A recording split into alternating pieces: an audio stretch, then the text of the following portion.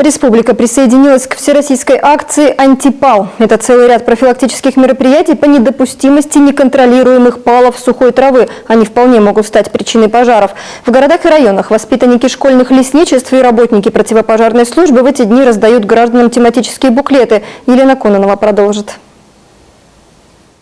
Но ежегодные лесные пожары наносят существенный ущерб лесному хозяйству страны. Воспитанники детского дома номер 3 про лес могут многое рассказать. У них есть даже свое школьное лесничество. Там ребята изучают породы деревьев, семена, сажают лесные культуры. И прекрасно знают, после пожара тайгу нелегко восстановить. Долго, очень долго. Нужно все заново подождать, пока земля растет, потом посажать, потом пока ухаживать за лесом.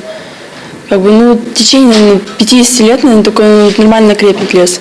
После просмотра фильма ребята на улицах города прохожим вручали цветные листовки, где крупными буквами написано, какое наказание ждет запал сухой травы, и рядом телефоны, по которым в случае обнаружения пожара можно сообщить спасательным службам. Эти номера понадобятся уже совсем скоро. Начинается пожароопасный сезон. Инструктор авиапожарной команды Сыктывкара Егор Игнатов нам продемонстрировал, как быстро может распространиться стихийный огонь.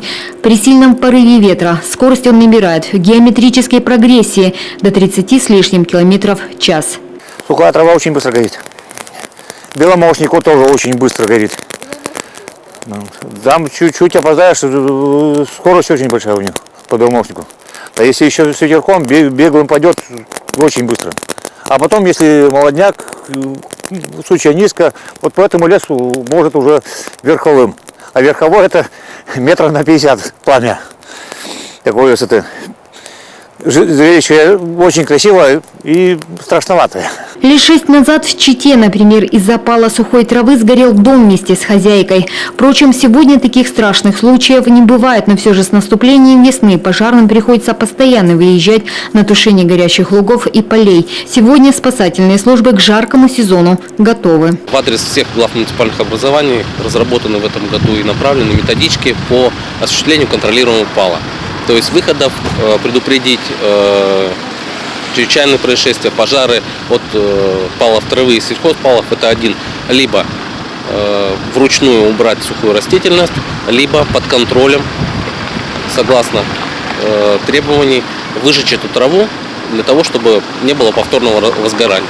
В республике уже 30 апреля введут особый противопожарный режим. В майские праздники под пристальное внимание инспекторов Госпожнадзора попадают садоводческие общества и любители пикников. Надзорное ведомство проведет профилактические рейды. Елена Кононова, Алексей Паршаков, телеканал Юрган.